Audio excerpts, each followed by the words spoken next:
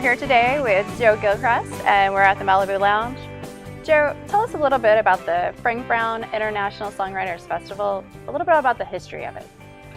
Well, at the Floribama, and indeed at another club I had before that, the Townhouse, I was lucky enough to bring great musical characters together. And Ken Lambert and Jimmy Lewis were amongst the early players, and Jay Hawkins and others. And I just started having a quality of excellence, and through that more players came.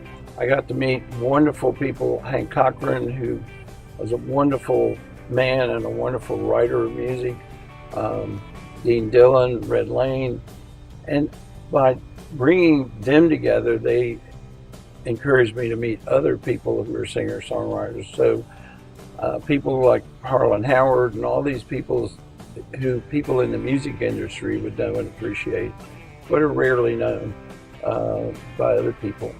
But their music is incredible. I'm lucky enough to do the Songwriters Festival that shows respect to these people. So how did the Frank Brown International Songwriters Festival, how did it get its name? Who is Frank Brown?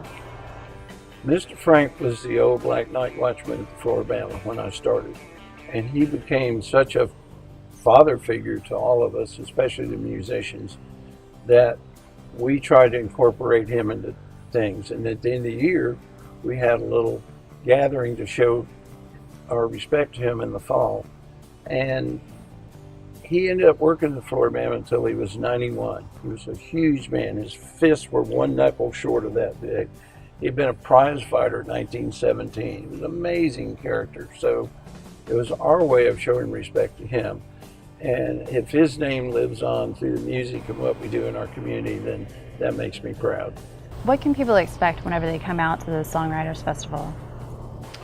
Well, first of all, you'll hear people doing songs you've heard all your life, and they're the ones that wrote them. And typically I find that the people that create a song have just a little extra bit of emotion in their songs when they perform it, and you can feel it. It's just something that they love what they do and what they have done, and the ability to communicate that to people is a special skill. Give me a ticket for an airplane. Ain't got time to take a fast train. Lord, I never gone. I'm coming home. My baby wrote me a letter. I don't care how much money I got to spend. Got to get back to my baby again. Lord, I never gone. I'm coming home. My baby wrote me a letter. Well, she wrote me a letter. Said you're gonna live without me no more. Listen, mister, can't you see I got to get back to my baby once more? Anyway, give me a ticket for an airplane. Ain't got time to take a fast train. Lonely days are gone. I'm coming home. My baby wrote me a letter. My baby wrote me a letter. My baby wrote me a letter. My baby wrote me a letter. Yeah.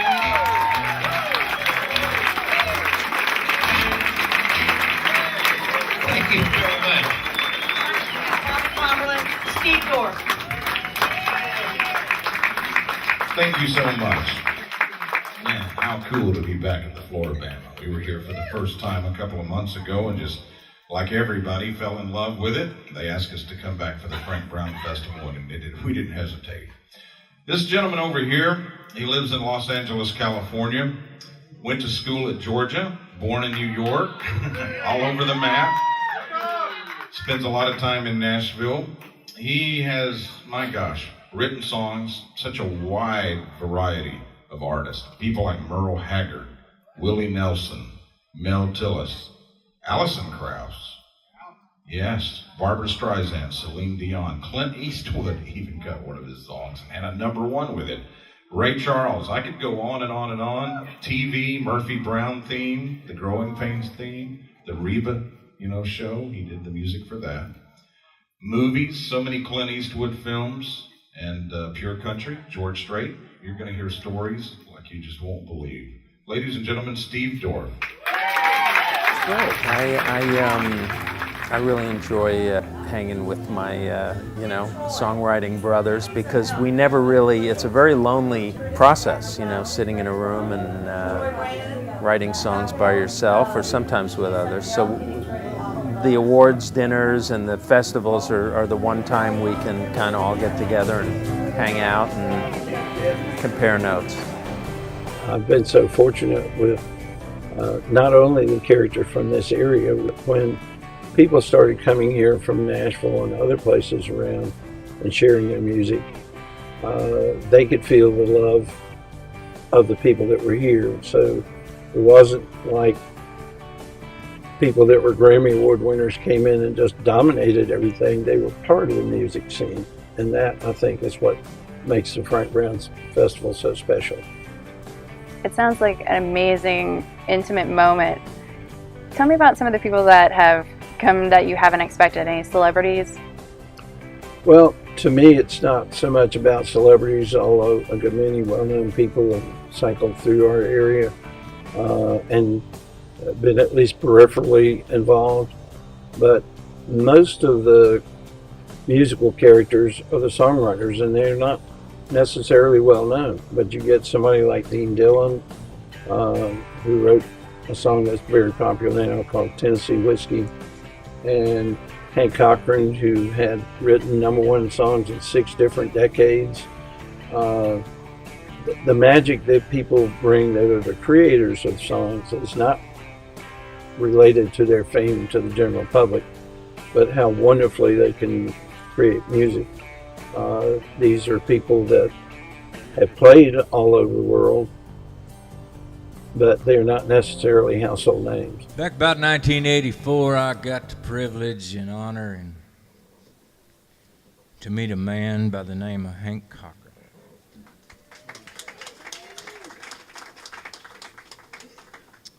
Went up to his house one night. Jeannie Seeley introduced me to him, and he said, "Play me a song." And I played him a song, and he said, "Play me another one." Played him another one. Well, about 4 hours later, he said, "All right, that's enough." We spent the better part of 6 years on a boat in the middle of the Caribbean and writing songs. And we was down in West Palm Beach one night and anchored out. And earlier that day, he and I and a guy named Royce Porter had written a song called Homecoming 63 that Keith Whitley recorded. And that was about 2 o'clock, so Hank and I started partying. Royce got on a plane, flew back to Nashville because he knew better.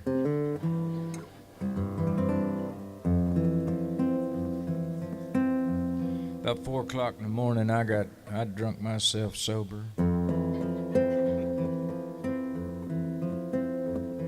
I don't know, it just hit me. I looked over at Hank and he was sitting there, and I said, "Well, excuse me, but I think you got my check."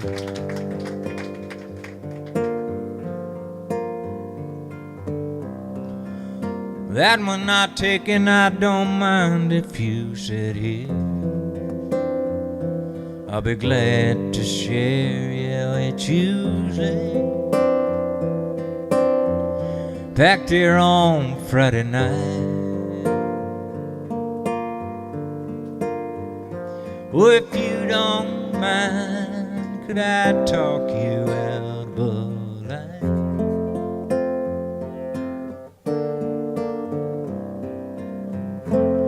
Well, thank you, could I drink you a bite? Oh, listen to me. What I mean is, can I buy you a drink? Anything you please. Okay, I'll get it in a minute.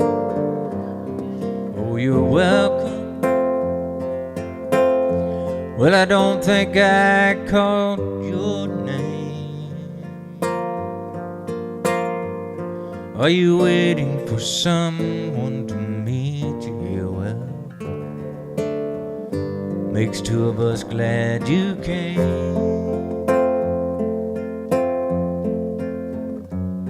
No, I don't know the name of the band, but they're good. Aren't they? Would you like to dance?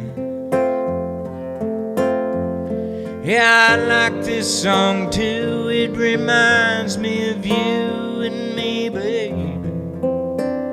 Do you think there's a chance later on I could drive you home? No, I don't mind at all.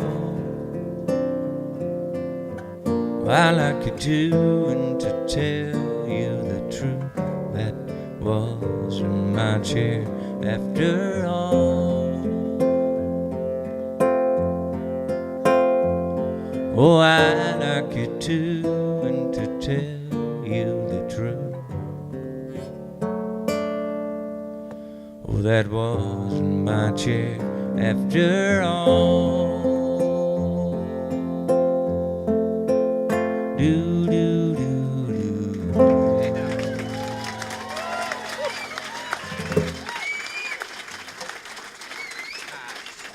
But we've had a lot of Thank pretty well known. Jimmy Buffett was always nice to us and still has been. I met him originally through Kenny Stabler, who was one of our neighbors. And the number of people that have cycled through there is just amazing, because we've probably had a couple of thousand different songwriters come through. So it's just all about fun and sharing music. Do you have any favorite stories that you like to share, or unexpected things?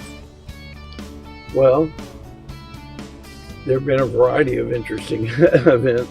What's kind of fun was we used to close down the Floribama at 2 in the morning and take 10 cases of beer and a case of wine and go to my beach house, which was just 600 feet away, and there'd be 30 or 40 people there doing music, hanging out, sitting by the back, looking out over the Gulf, and just the musical environment was just special. Talk to me a little bit about the impact that the Songwriters Festival has on our local market and the community. The interesting thing about that is we have people that come here from all over the world, and they go back all over the world and all over America and talk about the area and talk about the people they've met here and the physical beauty of our beaches and how nice the people are that are from here. So it means a lot to me, because literally every year we bring 250 songwriters in, and they go all over the world and talk about our community. And because of that, we have really great singer-songwriters that come through here. For instance, John Rich of Big and Rich comes by and plays, and there are just so many wonderful people that have come through here, from David Allen Coe to Billy Joe Shaver to just, it's not so much performing artists, but there are a lot of them that have been here. So it's just like having a constantly rotating scene of characters. When and where does the Songwriters Festival take place? I understand it's a lot of different venues. Well, we have had up to 30 different venues. We go from the eastern shore of Mobile Bay, Fairhope areas, through Gulf Shores, Orange Beach, Perdido Key, Pensacola. The whole idea is to spread the number of singer-songwriters through the community so more people can experience it. And it just becomes an opportunity for people in our community, as well as the people that are coming here, to share. And the number of new friends people make, the number of lifelong acquaintances that are made, is an impressive byproduct of what we did. There's things that happen all year round. Can you talk to us a little bit about the impact on the schools? We use the Frank Brown Songwriters Festival and the friends that has allowed us to create to encourage students to be more involved in creative writing, to understand how poetry is a way of expressing yourself, and songs are basically poetry to music, and story songs, short stories that are compacted into little bitty things.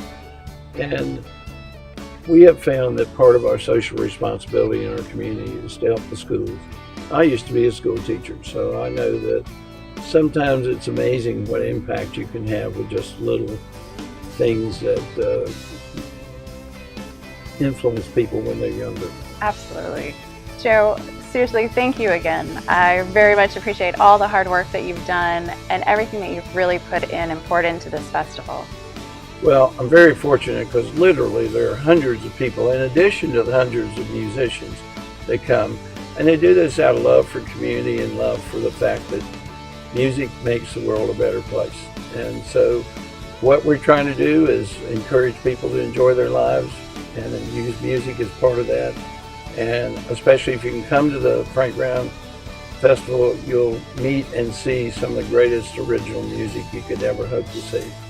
Thank you again, Joe. And everybody, go check out the webpage. It has scheduling information, artist information, and don't forget to check out Facebook as well. Again, we look forward to seeing you at the Songwriters Festival.